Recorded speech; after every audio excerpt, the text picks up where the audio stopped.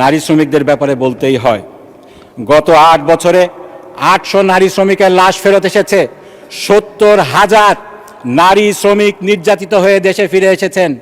আমরা আইনগত কি ব্যবস্থা নিতে পেরেছি?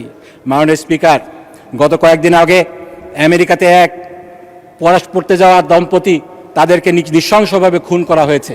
তাদের লাশ দেশে ফেরত এসেছে, এজন্য সরকার উদ্যোগ নিয়েছে, এজন্য ধন্যবাদ জানাতে চাই।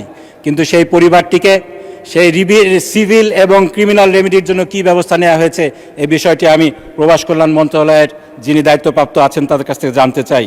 মাননীয় স্পিকার, গত কয়েক বছরে 2012 থেকে 2025 সাল পর্যন্ত প্রায় 6,000 রিপোর্টেড পাচার হয়েছে বাংলাদেশ থেকে, নারী পাচার হয়েছে। এটা আনরিপোর্টেড আরও বেশি থাকার কথা। এই নারী পাচার রোধে, মানব পাচার রোধে, এই মডার্ন স্লেভারির যে বিষয়টা রয়েছে, এই বিষয়ে আমরা কি করছি এটা আমাদের ভেবে দেখা দরকার। মাননীয় স্পিকার, আমি এরপরে দীর্ঘদিন যুক্তরাজ্যে ছিলাম, যে যুক্তরাজ্যে আমাদের দেশের প্রায় 5 থেকে 7 লক্ষ লোক বাস করে। আমার এক মুরব্বী ঠাট্টা করে বলতেন, তোমরা যারা ইউরোপের উন্নতর দেশে থাকো, আমেরিকাতে থাকো, তোমরা প্রবাসী না, তোমরা নিবাসী। কারণ তোমরা তো দেশে ফিরে আসবে না, সেটাকেই তোমরা তোমাদের দেশ মনে করো। মাননীয় স্পিকার, আমি ফিরে এসেছি।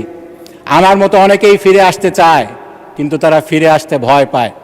আমাদেরকে চিহ্নিত করতে হবে, এই ভয় শুধু জানের ভয় না, এই ভয় সম্মানের ভয়, এই ভয় ভালোভাবে বেঁচে থাকতে পারবে কিনা সেই ভয়।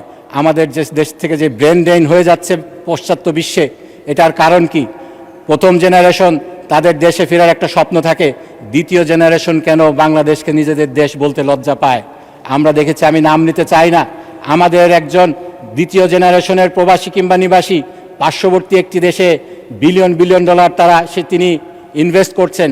আমাদের দেশকে কেন বেছে নিচ্ছেন না, সেটা আমাদেরকে ভেবে দেখতে হবে। মাননীয় স্পিকার, সেজন্য আমি যেটা প্রস্তাব করতে চাই, এই বিষয়টাকে টপ প্রায়োরিটি ধরে একটি সংসদীয় টাস্কফোর্স গঠন করা হোক।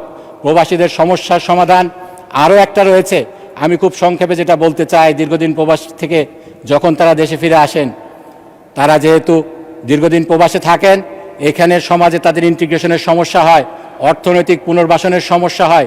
এই সমস্যার সমাধানের জন্য আমাদেরকে ব্যবস্থা নিতে হবে। সকল কিছুর জন্য আমার যেটা প্রস্তাব, একটি সংসদীয় টাস্কফোর্স গঠন করা হোক, এক্সপার্টদের সমন্বয়ে, সংসদের সমন্বয়ে, সংসদ সদস্যদের সমন্বয়ে, এবং বিষয়টিকে অত্যন্ত গুরুত্বের সাথে বিবেচনা করে কার্যকর পদক্ষেপ নিয়ে আমাদেরকে বিদেশি যেই ব্রেন ড্রেন হচ্ছে এবং বিদেশি রেমিটেন্সটাকে আরও এনহ্যান্স করার জন্য একটা কার্যকর ব্যবস্থা গ্রহণ করার জন্য এই সংসদকে আহ্বান জানিয়ে আমার বক্তব্য এখানে শেষ করছি। ধন্যবাদ মাননীয় স্পিকার। আপনার স্বপ্নগুলো আকাশ ছুবে প্রবাসীর হেলিকপ্টারের মাধ্যমে। বিয়ে, জন্মদিন অথবা যে কোনো বিশেষ প্রয়োজনে হেলিকপ্টার ভাড়া করতে যোগাযোগ করুন স্ক্রিনে দেয়া নাম্বারে। প্রবাসীর হেলিকপ্টার, নিরাপদ ও সাশ্রয়ী বাহনের বিশ্বস্ত নাম।